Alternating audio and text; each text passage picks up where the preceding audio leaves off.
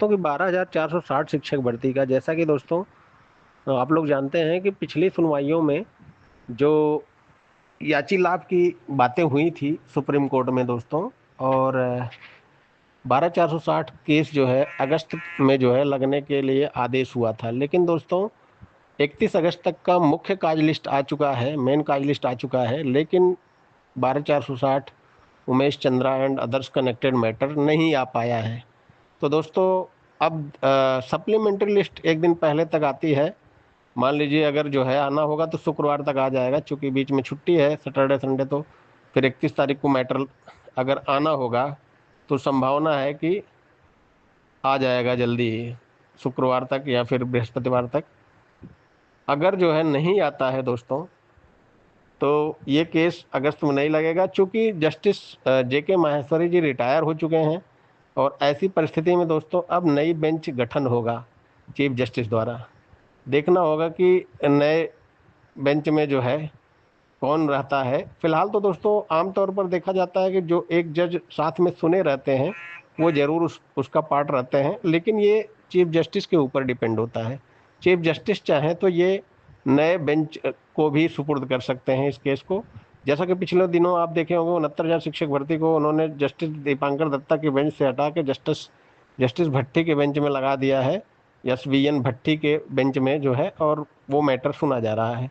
जब part third matter नहीं रहता है, जैसे जो जज सुन रहा है अगर आधे से ज़्यादा मामला सुन चुका है या इस तरह का कुछ है, वो पार्ट थर्ड कर देते हैं, तो पार्ट थर्ड मैटर जो होता है वो निश्चित रूप से फिर सुना जाता है पार्ट थर्ड के रूप में।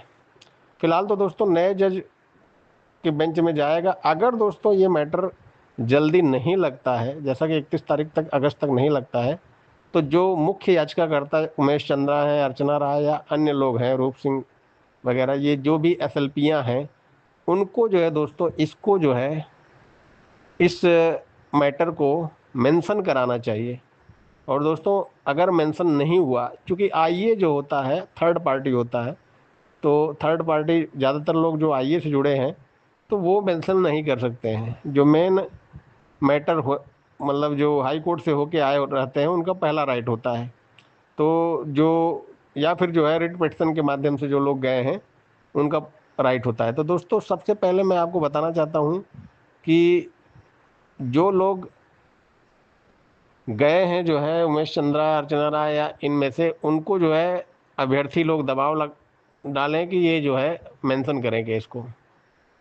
दोस्तों बिना मेंशन के फिर केस लगेगा नहीं, मेंशन करना जरूरी है चीफ जस्टिस के यहाँ, और ताकि जो है इसका बेंच जल्दी से जल्दी बन जाए और ये केस सुना जाए। 12,460 शिक्षक भर्ती में पिछले दिनों आप जानते ही हैं कि काउंसलिंग भी हुई है, और 29 जनवरी 2026 तक जो लोग आ गए थे, 29 जनवरी 2026 तक जो लोग आ गए हैं उनकी काउंसलिंग हो चुकी है। बाद वालों के लिए दोस्तों अभी काउंसलिंग कोई नहीं हुई है।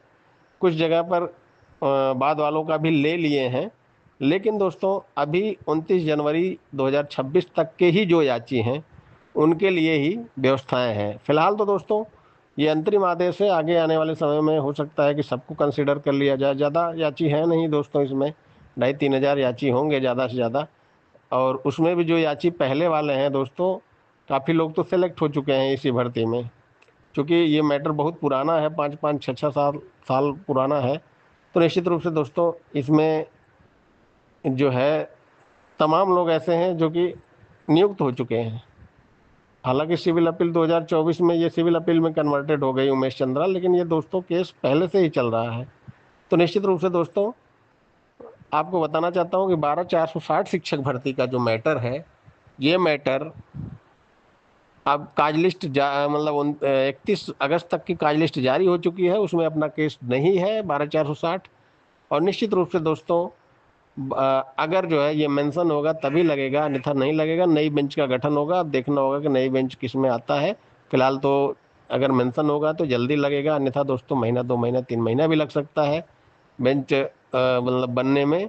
इसलिए मेंशन करना जरूरी है। और पिछले आदेश के अनुसार दोस्तों सरकार ने भी एक पेपर की कटिंग भी पेपर में एक आया है जो है कि सुरेंद्र तिवारी जो सचिव बेसिक शिक्षा परिषद है, उन्होंने जो है संपूर्ण जानकारी मांगी है BSA लोगों से अलग अलग जिला के।